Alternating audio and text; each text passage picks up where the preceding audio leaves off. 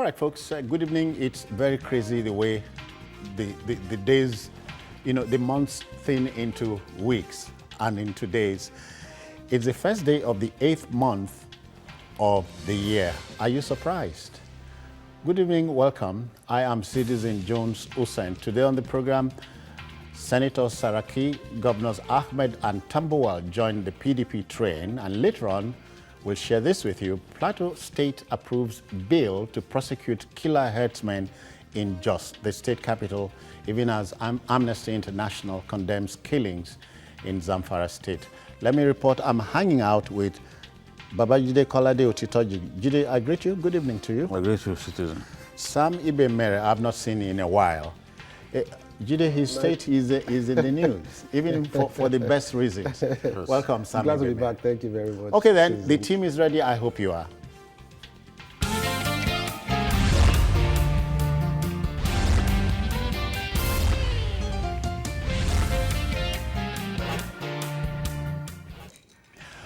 Well, pure science may explain the world of how, but the ultimate world of why remains in the realm of philosophy or religion.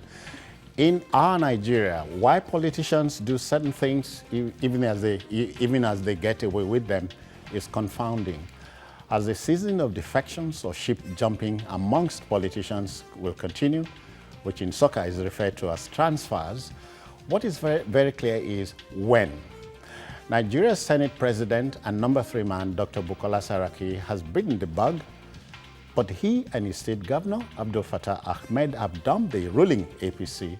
In addition, Governor Aminu Tambuwal of Sokoto State jumps ship as well to the opposition PDP. Now, let's sound Governor Tambuwal out. Listen to this.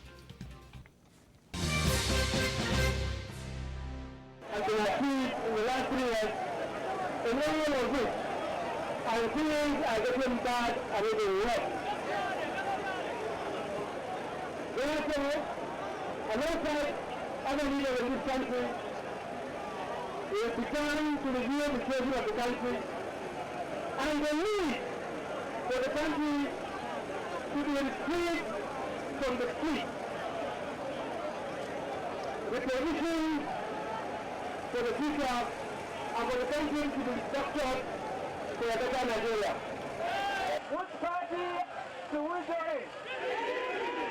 Which party should we join? Which party should we join? Are you sure? Are you sure? Are you sure? Have you agreed? Have you agreed? Have you agreed? Should we go? Today? No! We hereby go and to join. All right, defection has become a showpiece, gentlemen. This is the season. Oh yeah, oh yeah. Defection is in season. So let's start with Kwara State. Governor Ahmed Abdul Fattah. Yeah. It was a question of when. Yes. Once his political godfather made up his mind, you can be sure that Abdul Fattah will also leave. So, but it seemed like they left the same day, but it seemed like the governor defected just before Saraki defected. He was in Yoruba Amono. Maybe the decision was let the Senate president, who is the bigger masquerade, defect after the smaller masquerade. I guess that was the decision.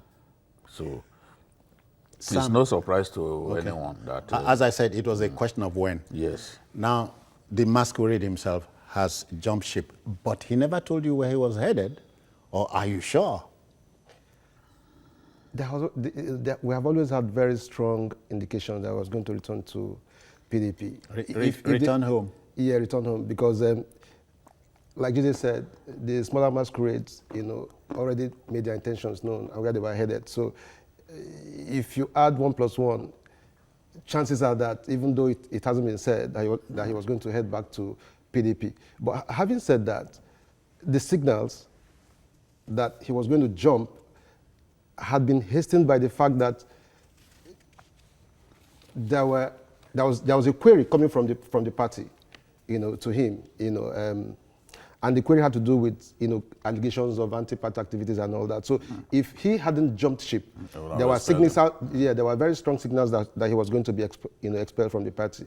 Because even if he had answered those queries, either positively or negatively, very high probability is that he would have been sanctioned, and that would have been true expulsion. So he did the right thing, jump ship before the expulsion came. Yes. Did they take us to Sokoto? Sokoto's own was, he kept us on the fence for a while, but it was no doubt he was returning home. Yes, but you see, sometimes when newspapers speculate, we dismiss these speculations. Remember a long time ago, Nigerian newspapers, at least a few of them, predicted that Tambuwal was going to join the PDP because the PDP members, the leaders at that time, Wike and the rest of them, were making overtures to him. He was already being cited, having meetings with them. So it was out there that Tambuwal was going to leave the party. But many people didn't believe. And those who didn't believe, they couldn't see any reason why Tambuwal would want to go to the PDP. But the PDP has been hunting for potential presidential candidates. And they see in Tambuwal the sort of person that they want. Because what they want is someone who does not have a baggage, who does not have any case with the EFCC, and someone who has immunity. So that he could not, in the heat of a presidential contest, be put on trial by the EFCC. Because that would be potentially damaging and embarrassing. And you and I know that in the Nigerian political firmament, there are very few people that you can actually vouch for. That if they pick them up, that they won't be able to find anything against them. So what they want is, one, they want a strong candidate from the Northwest, so that some of the votes that Buhari can potentially grab can be taken off him. So Tambuwal from the Northwest represents that kind of person. Because from the Northwest, so they don't want Buhari to get as much votes as he got from the Northwest the last time. So they are looking for a candidate from the Northwest who can challenge him and take some of those votes at least. Then they are also looking for a candidate who is younger than the president, so that he can appeal to younger voters. That's true. Because the age bracket, like 22 to 35, they're actually in the majority in our country, but they hardly vote. So their own agenda is to try and get someone younger than the president, younger than the candidates of most parties, so that that person can appeal to young people. And then finally, he has immunity. Because he has immunity, you can't put him on trial. But someone like Kwankwaso, in fact, I remember the EFCC announcing recently that Kwankwaso and Wamako, that they had already finished investigating them, that they would put them on trial. The Eswat Jigawa man. Yes, and Sule Lamido. He says it's the original PDP man issue. There are two cases that are potentially damaging to Sule Lamido. The case of his son, the money laundering yes. Then there was also a fraud case involving a contractor that was said to have given money to the governor through his son. So these are in an electoral contest. I mean, in an electoral season, the EFCC can grab anybody. So they put you on trial. That will potentially end your interest in the contest. That's it. Sam, again, you are looking, these people will move with crowds. Absolutely. So you are asking, how much of a help would these crowd, popular people, these people who go with them, be? Well, I think we need to place that, in context. In Kwara, for instance, the news out there is that the entire members of the House, except one, have also crossed over to PDP. It's also very likely that the local government chairmen and the councillors and the rest of them are also going to do exactly the same thing. In Sokoto, just like it has played out in Kwara, the members of the legislature are also likely to toe that line. And these are very influential people, no doubt about it. As to how that is going to affect the presidency. Fortunes, electoral fortunes or otherwise. Of Mr. President. Again, positive of data. No. Of it, first, Saraki in this case. The defectee. The defectees. Yeah. Yeah, I think for Kwara, let us take Kwara, for instance, there is general feeling that Saraki has almost a strangulating hold, on Kwara politics. And that you can tell by the number of persons who have decided to go with him. And there are also very strong speculations that many more down the line, especially within the local government area, would also do the same thing. But it is also interesting, given what has just played out. Just as he was moving out of APC to PDP, the PDP chairman and his team, we hear, have also, Oyedepo and his people have moved over to APC. One major reason is, quote, I cannot work with Saraki. Yes, end quote. That is true. But, the Saraki phenomenon, if you permit, is more like, looks like an avalanche. You can't underestimate the weight of his influence in that city. So I think it's a case of the former APC chairman realizing that with the coming of Saraki, it was going to be difficult for him to continue to... It will stagger a number of things. And that is true. Yeah, absolutely. So I think it's a case of one trying to locate a more comfortable zone within which to operate. And that suits the APC, of course. You win some, you lose some. Absolutely true. Jide, still in Kwara, Gbemi Saraki's younger sister is gunning for the same seat of Saraki in the APC. Yes. The rivalry between Gbemi and Bukola Saraki is the fiercest sibling rivalry I've ever seen. Politically speaking. In every way. In every way.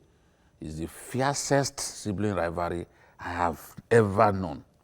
Now, remember when Oloye, Saraki Senior, actually wanted Gbemi to succeed the brother. Yeah. But the brother said, no, you can't do this. Why should I? Is it our family alone that owns this state? It's been... Rather go to the Senate. He said no, that let us find a different candidate. Okay. At that time, Bukola had not made known his intention to go to the Senate. So the dad... He kept them guessing. Yes, the dad went and joined a different party and made Gbemi the candidate. But of course, in a conservative society like Kwara, especially Ilorin, where you have those imams and all that, it's going to be difficult to sell the idea of a woman, as governorship candidate to those conservative clerics, and the award carries weight. It's just like in the North. If you fight against the clerics, every Friday they will preach against you. You are not going to win the election. If you fight against the traditional institution, Sule Lamido learned that lesson in 1999. He could have won the election with a landslide. But a little known individual, Sabino Turaki, won because Sule Lamido threatened to deal with those feudal lords, and they felt their positions were threatened. So they told the people to vote for someone else. Wow. So now, in Kwara, it will have been difficult to sell Gbemi. Let's tell ourselves the truth. But that was the person that the dad wanted. Once Bukola was not going to do the dad's bidding, he went for a different party. Because as governor, he had inherited the structures of the party from his dad. He had inherited the foot soldiers of his dad. So it was not difficult for him to defeat the choice of his dad. in the governorship election because Bukola now opted for power shift to Kwara South from Kwara Central. So the people embraced that idea, and people in the past would not even vote for Saraki, like people from Ofa. They saw the idea of a power shift as a good one, and they supported Abdul Fattah. Abdul Fattah became governor. So immediately, once that election was done with, Bukola went, he grabbed the senatorial seat of his party, which is similar to what happened to what Kwankwaso did. After Kwankwaso lost the presidential primaries here in Lagos, presidential primaries of the APC, he went and took the APC, the Kano Central senatorial ticket. That was the same thing that Bukola did. He took the senatorial ticket for Kano Central, which his younger sister used to... Kwara Central. Kwara Central, which his younger sister, Gbemi, used to represent. So at the end of the day, Gbemi lost on all fronts. She couldn't return to the Senate because his younger brother took his position. Of course, after a while, when people came in, this and that, they both ended up in the same party. But once Gbemi saw this opportunity, and I'm sure she's also realizing that Saraki, to an extent, is losing some grip with the ordinary people in Kwara, she decided to just remain. It is the same thing that happened when the brother was fighting Goodluck Jonathan. Gbemi sided with them. So these people have a history of not working together, of not even publicly showing affection to one another. It's that bad. And that's why some people have speculated that perhaps they have different mothers. And I remember when a newspaper wrote that story that they had different mothers, Gbemi had to write them and they had to apologize. Of course, they have the same father, the same mother. It's just that the sibling rivalry... Mischief makers will always want to look for a wedge and drop it in. So, talk about a conservative environment and the changing dynamics. True. I think the other thing we also need to appreciate is that these are siblings that come from a very strong political family. They had a father who was quite influential, who dominated, Kwara politics for a very long time. So it's like politics runs within the family. He brought them into... Yeah, so from the early stage in life, they understood what power meant. And they've not given up on that. Yes. So it's clear why Gbemi wants to move over and find space in a place that will tolerate her, where she can also get a ticket and move. And the Nigerian politics is very interesting. Truth of the matter is that the ruling power is thoroughly shaken. And if they have a ruling party. The ruling party is thoroughly shaken. And if they find an opportunity to undo a man who is largely perceived to have done them great harm over time, of course they will seize it. And if Gbemi is going to offer that opportunity, why not? So I see... That's what makes it potentially very interesting. Yeah, very, very interesting. You see the iron doors and iron curtains breaking? Yeah, to a big extent. If the ruling party wants that state, they can go to any extent to get it. They can throw in all they have by way of resources into that state. Don't forget that a very influential man too within the ruling party, and I'm referring to Lai Mohammed, also comes from that state. He has a huge stake, and you can't remove him from what has been in the opposition since 2003. Yeah, you can't remove him from what has just played out. It's a game of strategy. You are leaving APC. Of course, people are also leaving APC. Besides, he once wanted to be governor. Of course. So he understands the game, and if what is required is for them to ruffle the grounds well enough for them to drop a candidate that can undo Saraki, why not? Interesting, that's the way politics is played. They'll be very excited to do that. Jide, you take us back to Kano. Don't begrudge him.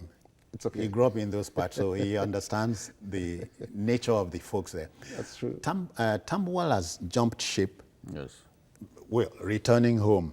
How much of a safe home is he returning to?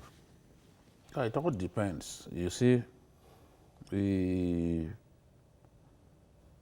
is taking perhaps everything that he's got. He's putting everything that he's got on the line. If he does not succeed in clinching the PDP ticket, it will be potentially damaging to him. You get the point? Because now he will face a situation in which he could lose both the governorship as well as the presidency. So he has taken a plunge. And from what he said today, I'm telling you, of all the candidates out there, the APC will see Tambuwal as the #1 target.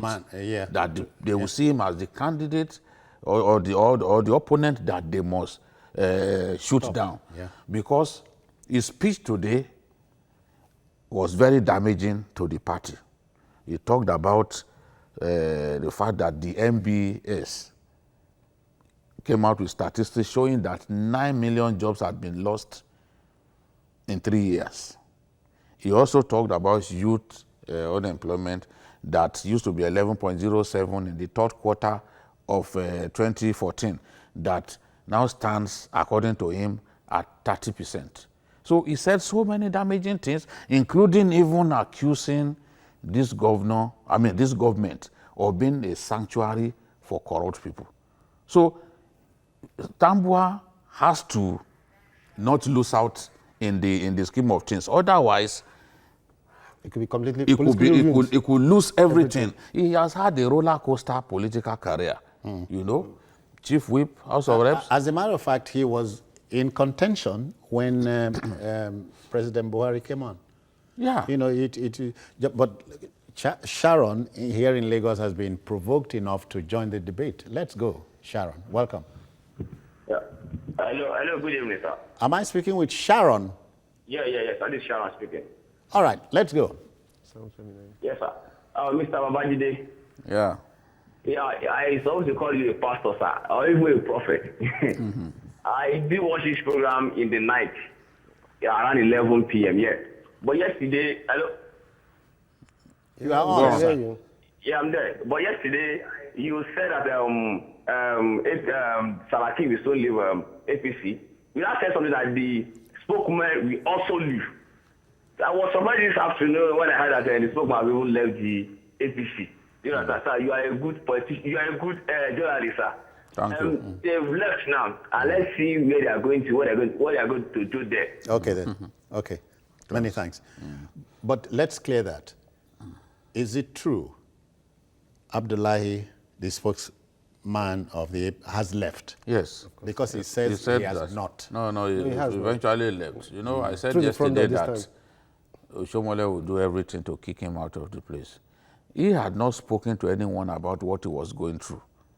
But I knew Oshomole would not want to work with him because he will see divided loyalty and all that, because everyone knows that he's a Saraki boy. So, being a Kwara man. Yes, you know, he's even his nominee into that. Being a Kwara man. The Kwara man, he was his commissioner for science and tech in Kwara. You know, Saraki also made him minister, nominated into Jonathan's regime. Remember when Saraki and others voted against Jonathan, he sent packing all the ministers that they nominated. You know, that Al-Ajia Rukiatu from Jigawa was nominated by Sule, sent all of them packing. So, in this case now, according to Bolaji, Oshomole had completely usurped his functions and continued to use other people in the cabinet to play the role that Bolaji, ought to be playing. And Bolaji is saying that, yes, I came up with a template in terms of political communication, whereby you don't need to use vulgar language, this and that. And that increasingly, if he opposes the use of vulgar language in relating to the people, they will begin to second guess his loyalty and all that. So he just said, well, this is about the best decision to take. It reminds me of the popular statement by a former governor, now minister, may our loyalty not be tested. This is the season. Yeah, Loyalty I remember. bikes along. Yeah. I remember Fashola, saying that, some time ago. Yeah, for Bolaji Abdullahi, it was a very testy one, and we all knew where his loyalty, lay all the while. So it was quite easy to predict where he was going, even though. But he didn't want to leave. On the eve of his departure. He didn't want to leave. Yeah, but on the eve of his departure, he had denied allegations, stories that made the rounds that he was leaving and that he was going to leave through the back door. That kind of sent some signals, to Nigerians, and made people believe that, well, he was going to stay. But it was clear for watchers of our political space that he was just too close to Saraki, not to also leave the party. So his departure was very, very highly, predictable, very highly predictable. Okay, then. Politics, especially in Nigeria, will keep everybody guessing. I hear we must go for a break. We'll be back.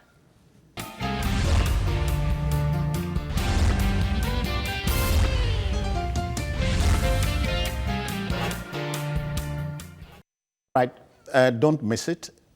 Senator Saraki, Governor Abdul Fattah Ahmed, and Waziri Tambuwal, Aminu Waziri Tambuwal of Sokoto State have all jumped ship to you-know-where. And we're looking at the electoral fortunes of these gentlemen and the day after. Yeah, you were going to share a quote by the erstwhile APC spokesman. Yes, the former APC spokesman said that their expectations of that role, that is his role as spokesman, is inconsistent with my personal principle, with his own personal principles. And he accused them of hanging his membership of the Saraki political group like an albatross around his neck. So he said, since assuming office as the spokesman of the party, I have tried to set a new template for public political communications in a way that departs from the vulgar abuse and verbal aggression of the recent past, where cheap lies and crude propaganda were normalized as politics and even celebrated as measures of competence. So normally, if anyone is leaving a group, he will have his reasons. I knew all along that he was not going to last because Oshomole would not work with him. He would rather work with someone that he can trust.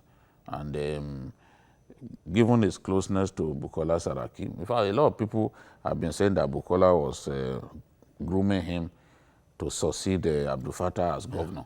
So that kind of person, Oshomole, would never have found it convenient to work with him. And Oshomole's actions, in my view, must have hastened his departure. Sam, let's look at the big man syndrome in Nigeria's politics. Until they come to terms with the aspirations of the people, the electors, we still remain under their jackboot. Very correct. And sadly so too. When I look at what has played out in the last couple of days, if you like, maybe weeks, I smell crass opportunism everywhere. Everywhere. And that is because our politics is not driven by ideology, no principles. Everybody who is a big man out there, or who, if you permit, you want to address as a godfather, is basically out there, to build a small cult around themselves. Feather his nest. Yes, feather his nest, build a small cult around themselves, and then, push through around as people who have the larger interests of society, at heart. But, I mean, you look through it, and you find that it's all pretense. It's all pretense. If you look at, the cross-carpeting that has happened, it's not because somebody is crazy about instituting welfarism or the real ideals of democracy or democratic culture within our polity. is basically about positioning themselves to occupy positions where they can benefit themselves as individuals and maybe their immediate family members. So it's a very sad situation that we have on our hands. We would rather that what has played out in the last couple of days would lead us to a situation where we can begin to evolve political parties that are built around very strong ideologies, very strong principles, so that those who are following can understand and appreciate that our society can only get better if it is built on these very strong democratic ideals. Yeah, we have big men all over the place, but we must question what really drives them. If it is our general well-being, or if it is, basically or about selfish country, interest. Yes. About country. Yes. Jide, in reverse order, I take you to the United States of America. Presidents Obama, Bill Clinton, and George Walker Bush, that's Bush Jr., are busy as former presidents, yes, giving talks all over the place, lecturing people. Doesn't make them any less the big men they are. Yeah, and they also do not trouble the people in power in any way. They try their best to just stay off what's going on. They don't write letters to harass incumbent presidents and all that. And if they really want to write letters, I bet you people like Clinton will be perfect letter writers. But they don't bother themselves to write letters. They've had their day in the sun, and they are happy to sit back and watch those who are in government continue to do their thing, So, but what do we have? Our people want to play politics until they take their last breath. They never retire. They continue to peddle their influence all over the place. These are the people who also make it difficult for, what do you call them, the new breed politicians to emerge. Yeah. Because we make the environment extremely suffocating for these guys. They don't have the money. They won't get the support of these people. And our politics has been so structured in a way that somehow those big people, you need their support. Even when they are propelled, if you are propelled, for instance, by a big man to be governor, yes, you are not allowed to be your man. Yes. But hold it. Let me welcome Yakub. He's here in Lagos. Yakub, how do you do? Yeah, I'm fine. Good evening. Yep. Yeah, good evening, sir. Good evening. And then good evening to the other Sam. man in the studio. Sam is the emo man. Let's go. Exactly, Sam. Thank you very much. Thank you. Babajide, I really love the way you always tell Nigerians the truth. And then, like yesterday, as you rightly said yesterday, that you personally, you love this president. And then anybody that loves the president must telling the president the truth.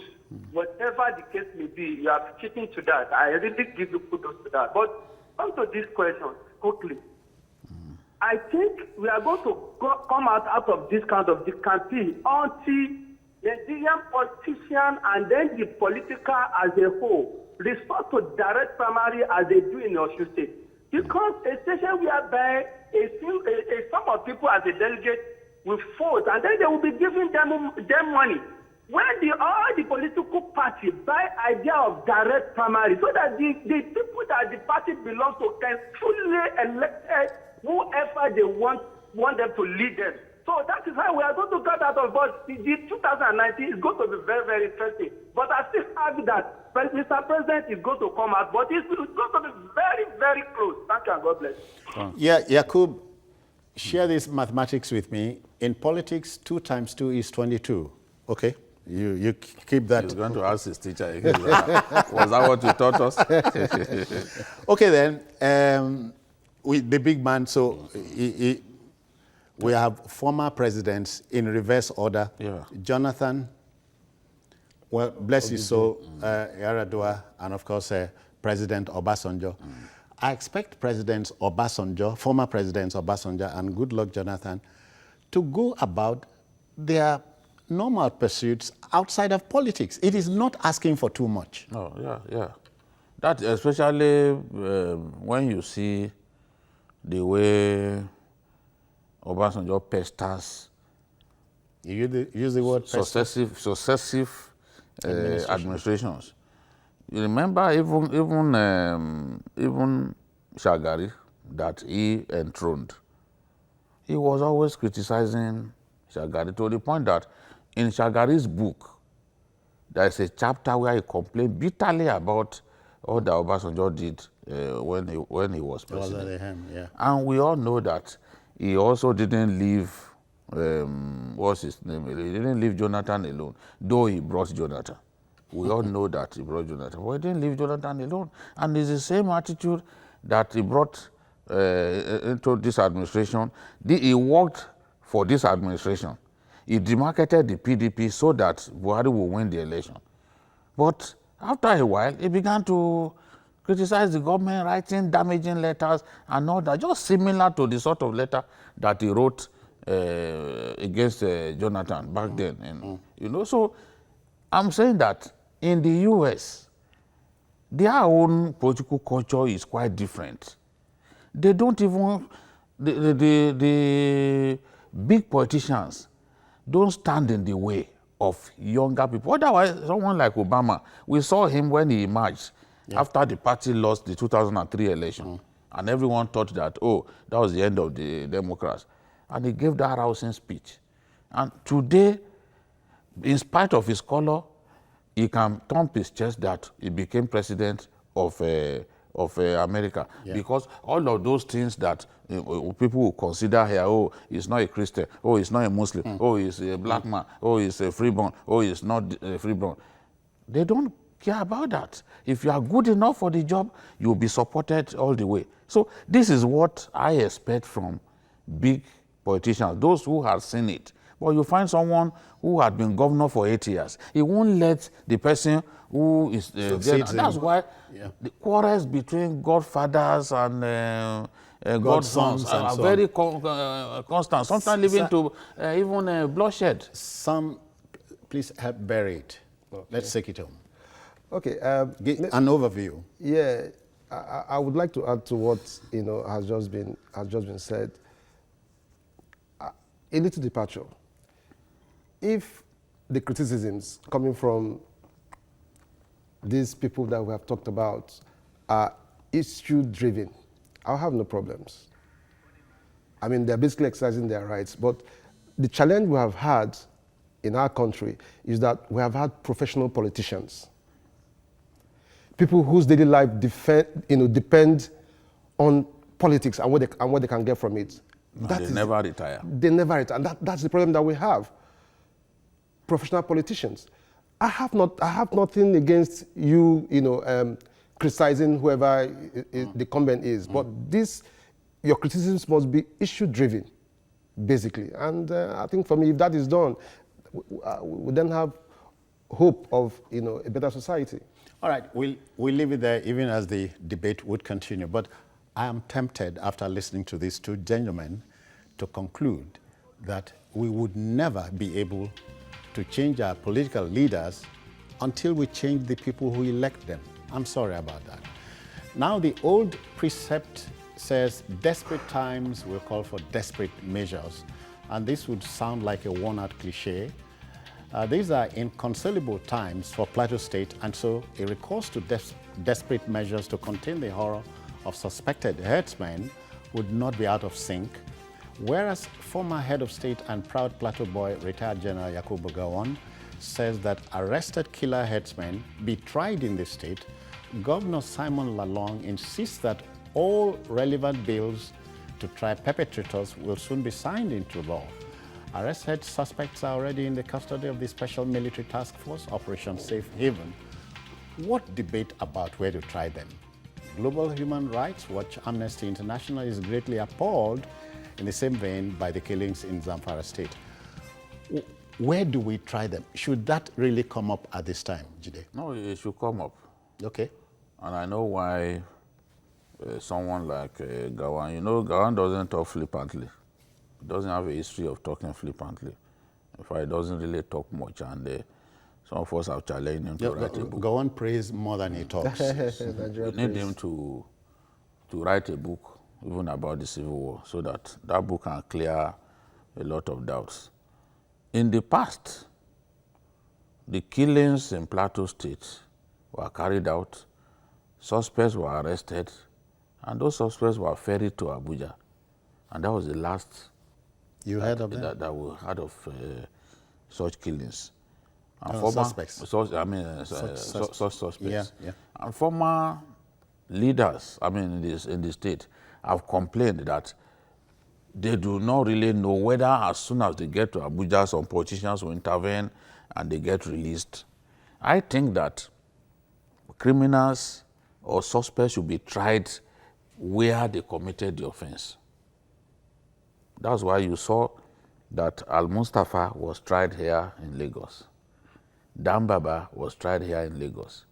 Shofolahon was tried here. Because the offenses were committed? Yes, because the murder of Kudirat Abiola happened here in Lagos. So a person should be put on trial where he committed the offense. In my view, that will, at least for some of them, for others like them, who are still lurking in the area, who will want to carry out such killings, when they see these people brought to justice before their very eyes, in the court of justice of that state, and newspapers report it, they see pictures and all that. Some people even in the area go to physically be present at the courts. There's a way in which it will send a signal to you that, no, this thing is wrong. I remember even in Kwara State in those days, armed robbers, notorious armed robbers who were put on trial. Executed in their homesteads. That was beyond, even before that, put on trial in the state. Yeah, yeah. JB of the JB armed robber who was known as JB in Kwara in those days. Okay. Who raided the Amigun Karmat. He was tried in Ilorin. Everyone saw him.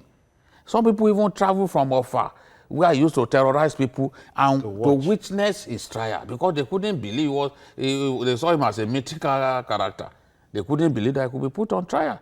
And remember, during the military era too, the law said that once you are convicted for armed robbery, the execution will take place in your neighborhood. So if you are living in Felele area of Ibadan and you got convicted, the open space in that area is where they will tie you to the stakes and administer that brand of justice. So I believe that a state like Plateau, where we still have killer herdsmen combing the area, because we saw a report that even some people were killed some hours ago, they need to be put on trial there.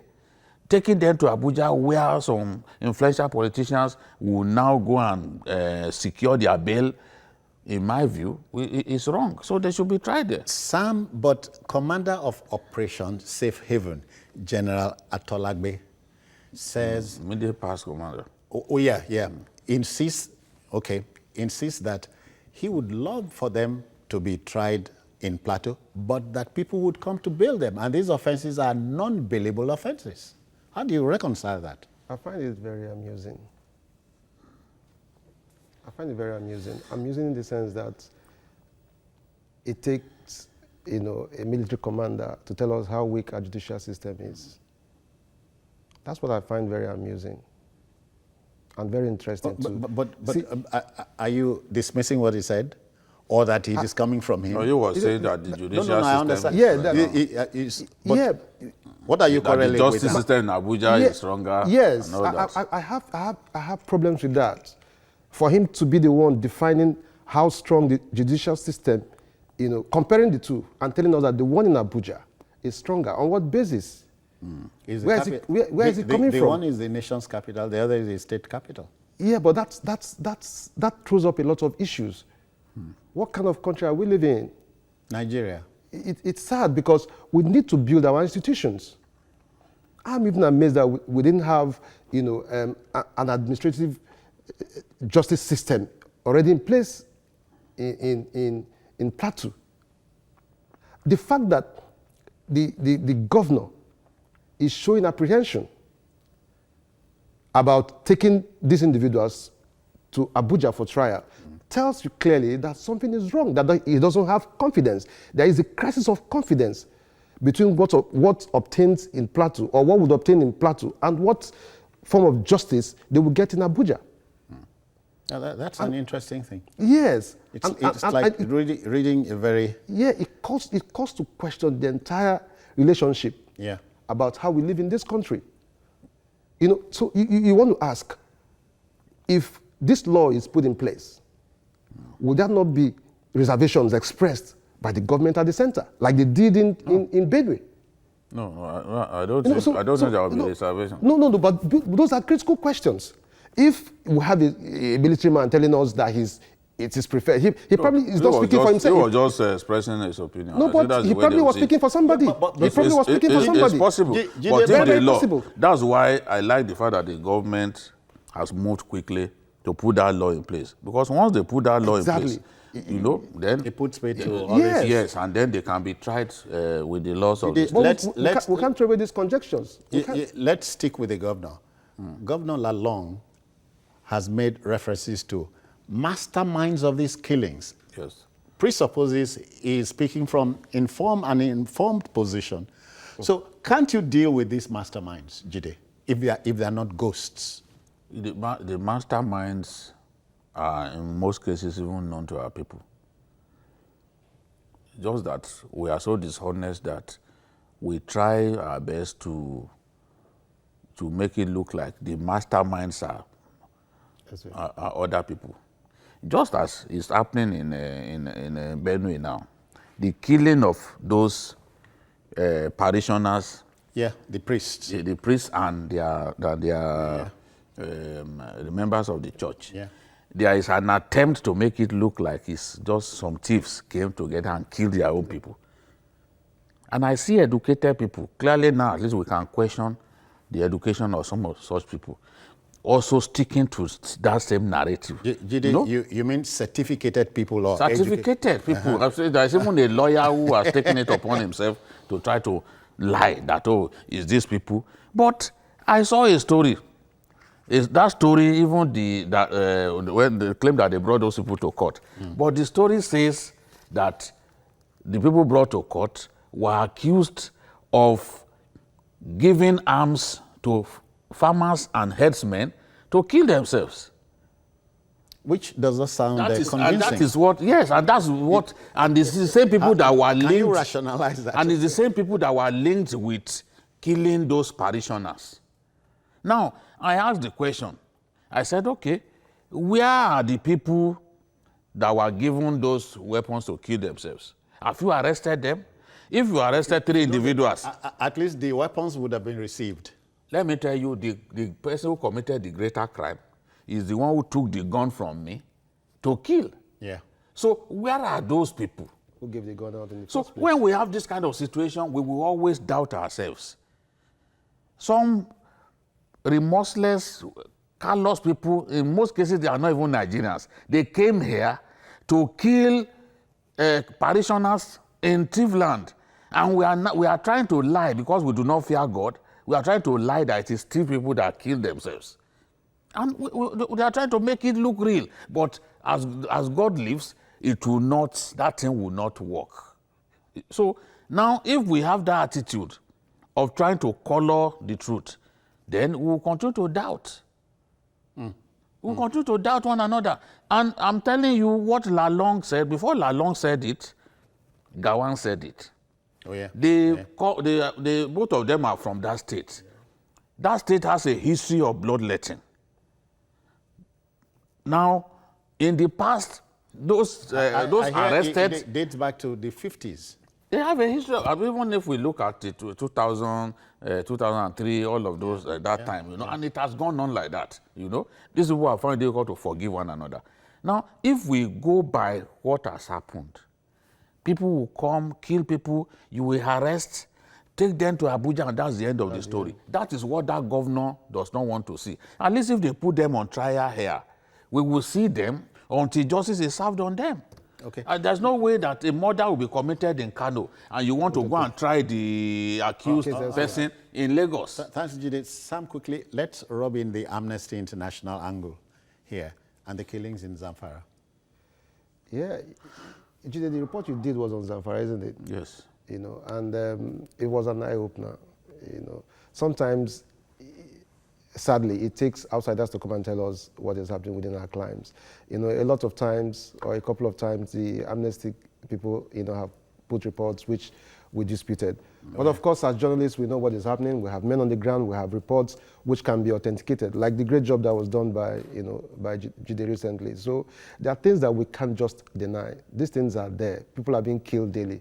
Of course, it's good. We hear the government has deployed about 1,000 soldiers in that axis, and then with an aircraft, you know, to support the fighting team. Yeah, so we just want the bloodletting to stop, whatever it will take. We hear that what is happening in Zamfara is, you know, just gangsters at you know, at work and all that stuff. Whatever it is, we just want the killing to stop. One soul matters, and not just the people of Zamfara. We are losing men every day. We are losing men every day. We can't continue to put our soldiers on the firing line. Whatever it will take to stop this battle, let us stop it. Let us be proactive about it for once. It took a long time for a response to come from government. A long time. So much damage had been done.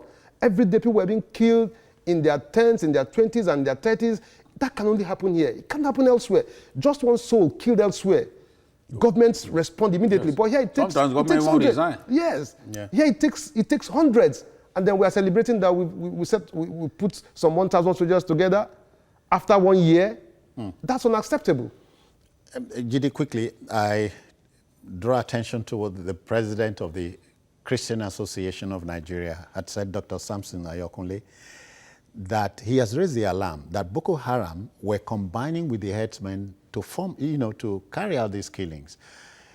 If it is true, isn't there a better way of saying it? But quickly, I take Abubakar is reaching us.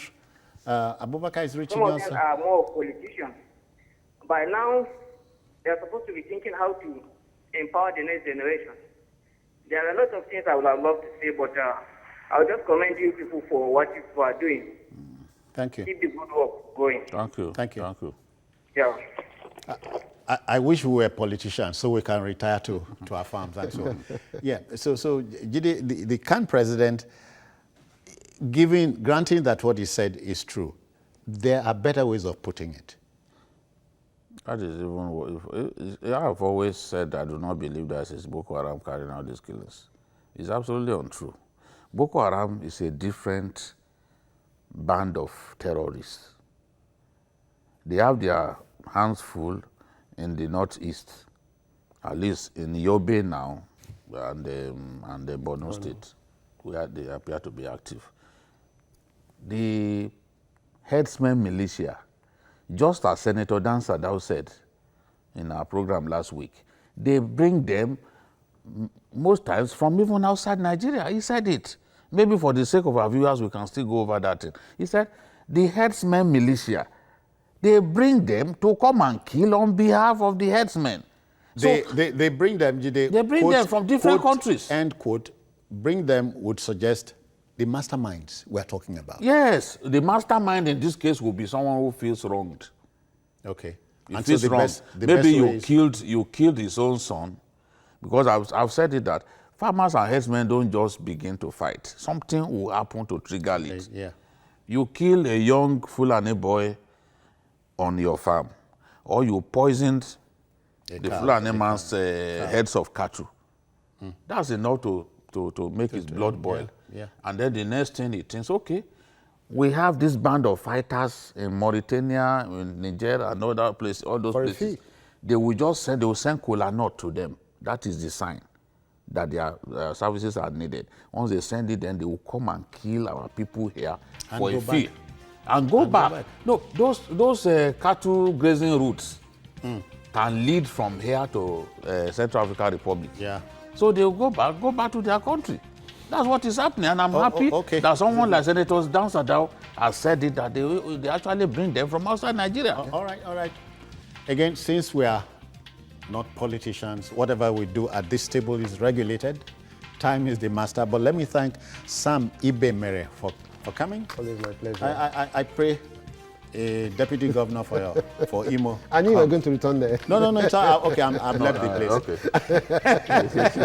And Jide, many thanks for your time. Thank you so much. And we cannot thank you enough for your wealth of knowledge. Thank you. I hope it becomes Naira and Kobo. You know. Okay, that's... When Nigeria becomes better, all right. Everything will fall into place. Okay, that's it on the program this evening. Watch Journalists Hangout on other platforms showing on your screen now and on YouTube at youtube.com/News Nigeria. The feedback channel is the same. I am Citizen Jones Hussein. Bye-bye for now.